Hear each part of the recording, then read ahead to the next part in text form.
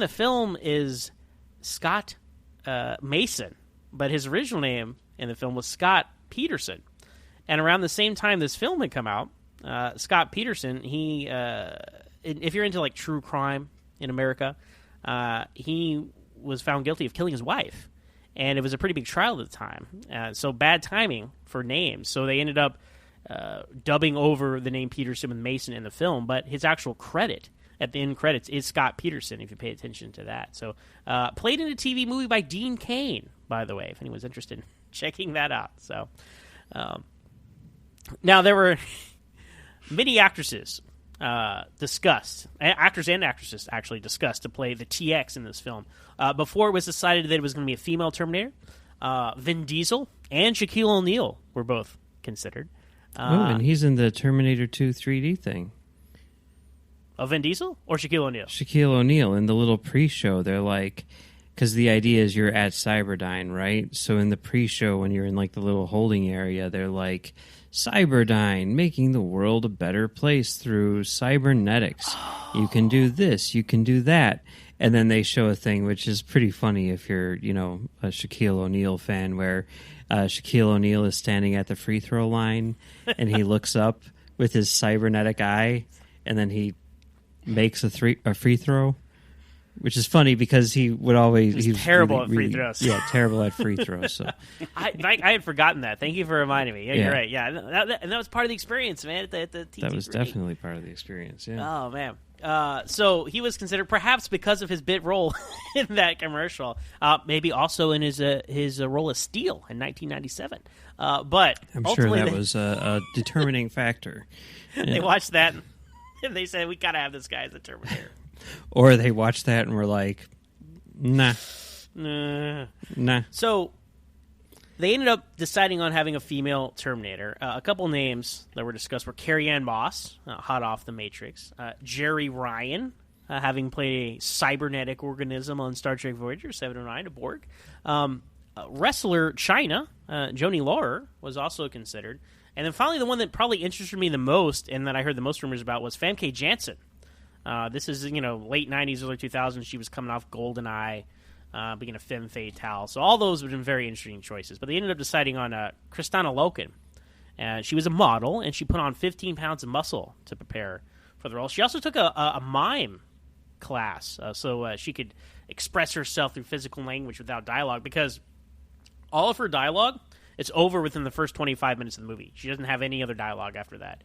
When she does, she's impersonating Catherine's boyfriend, and that's through that actor and character. So she says a lot off the top, and then that's it. Much like Arnold in the first film, really, or even Robert Patrick. These villain Terminators, once they serve their purpose at the beginning, they don't have a lot to say. So there was a conscious effort in this film, actually, by Jonathan Mastow to make Arnold's Terminator a little less sentimental, a little more ambiguous. He doesn't take orders from John. He's picking John up. He's choking him. Because there was some criticism, apparently, which is surprising to me, but they had softened the Terminator too much in T2. But, that was the whole point, And that in order to achieve this, they actually shot a lot more like one-liners and comedy, and we'll see that as we discuss the film, how we thought that ended up playing out. But in the rough cut of the film, they didn't have a lot of the comedy with the T850, but they added a lot of that in. Now, the guy that John rear ends... and that's one of my favorite scenes. It's a very funny big character. That actor is Billy D. Lucas, and he is a stuntman for Arnold Schwarzenegger. So it was cool that they were able to incorporate him into the film. Another bit of continuity tying them together is the gas station where they stop and fill up for gas. It's the same gas station from the Terminator at the end when Sarah gets her picture taken, and also the same one in Terminator 2. Where they stay there overnight and they pull the bullets out of Arnold and rest, and in the special edition they reset his CPU. Like it's the same set or what? It's supposed to be the same location. In universe. Well, it must have changed owners, because in Terminator 2 it's Benthic Petroleum. Well, you know how these gas companies go. They come and go. I'm always seeing Texacos turn into Shells and Circle K's turn into Valeros, so... And I got the impression that T2 it had been abandoned for a long time. Well, it was closed for a while, and then a new owner came by and bought it out. Man, look, I don't make the rules here, okay? So I'm just, I didn't build the thing. But since it was benthic petroleum, and I mean, how come you guys aren't watching The Abyss for this series? See, this is not how franchise fatigue works, Mike. I appreciate your string theory of how all movies are connected, but we kind of stick closer to movie continuity and I don't know what to call traditional. I think it's called half-assing it. Is that right? Yes, Okay. That's the term I was looking for. We half-ass it here. Okay, we half-ass it. We think inside the box. Inside the.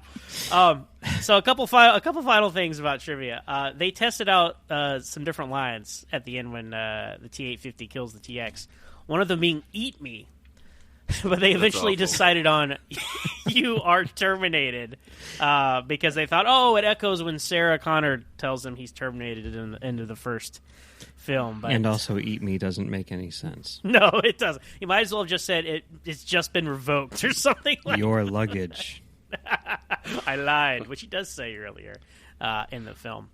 Now, he's giving a part in her mouth, and so she's eating a part of him. Oh, and it was him, because it was his fuel cell. But it's not good though. It was a poor choice all the way around, frankly, to give the Terminator one-liners. But that would have made this movie really bad if they used that line. Oh, that would have made this movie really bad.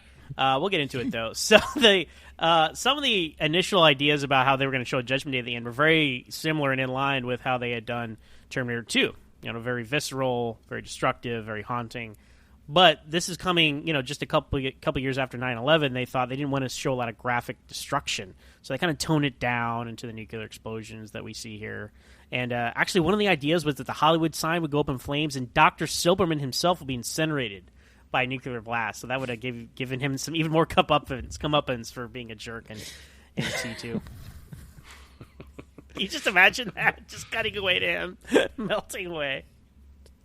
I'm very familiar with the footage they use at the end of the movie, by the way, because Smallville. Speaking of these questionable shows like One Tree Hill, Mike, my favorite show of all time. They have a podcast for.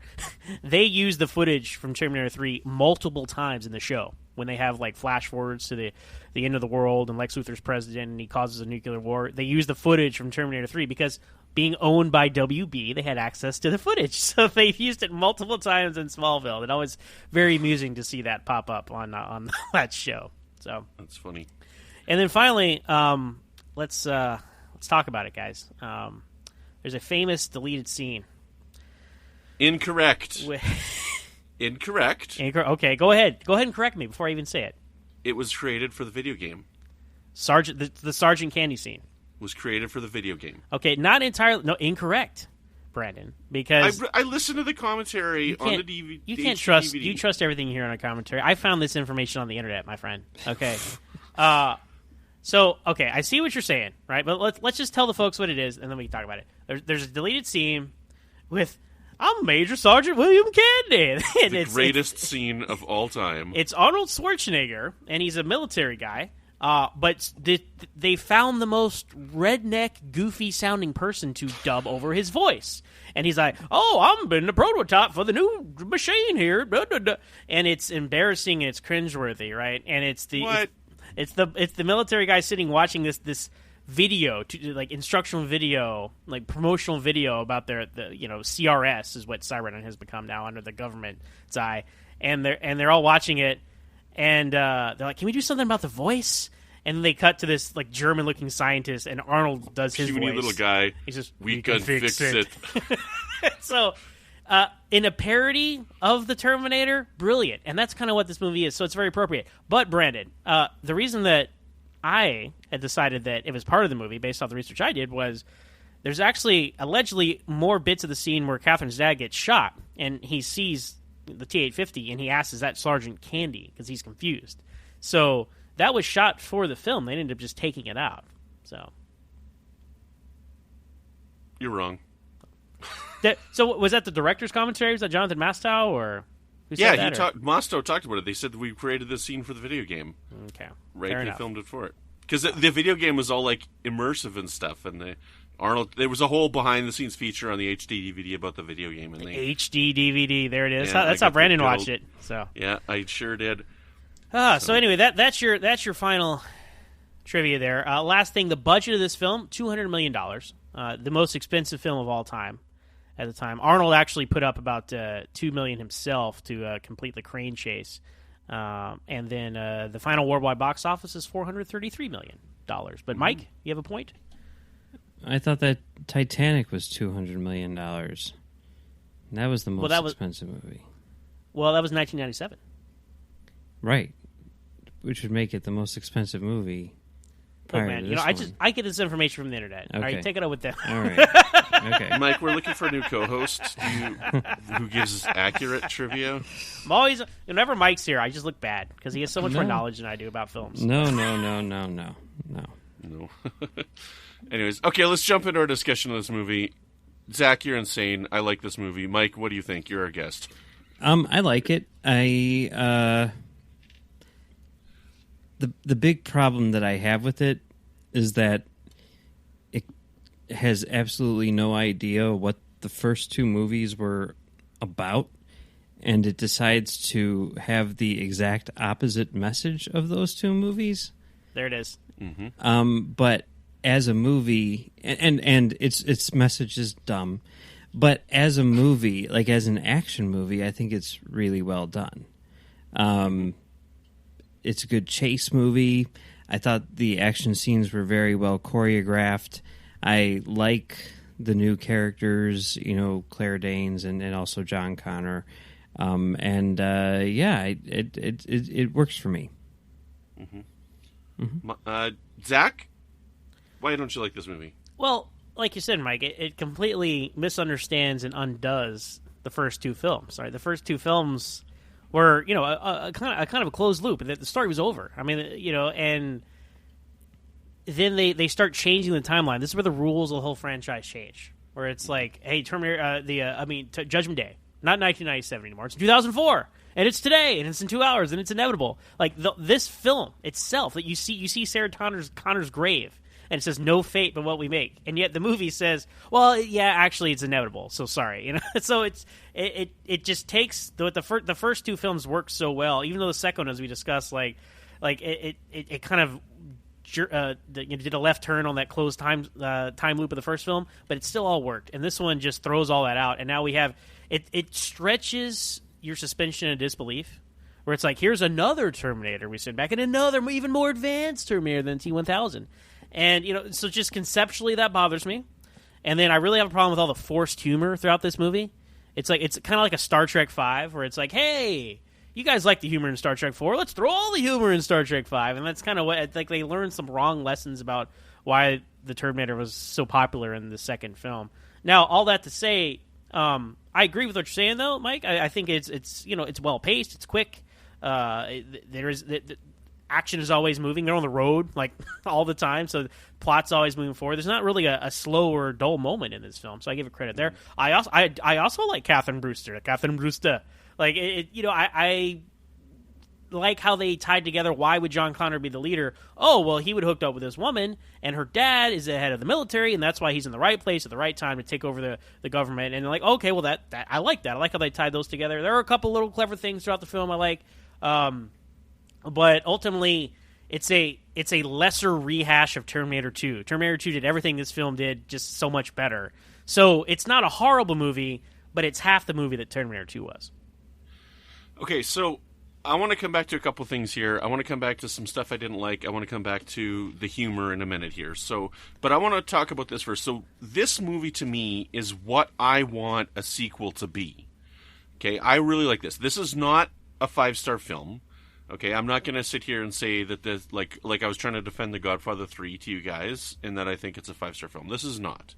But this is what I want a sequel to be when you have two such perfect movies, in that it's playing with the story that's there, and it's coming up with something new but different.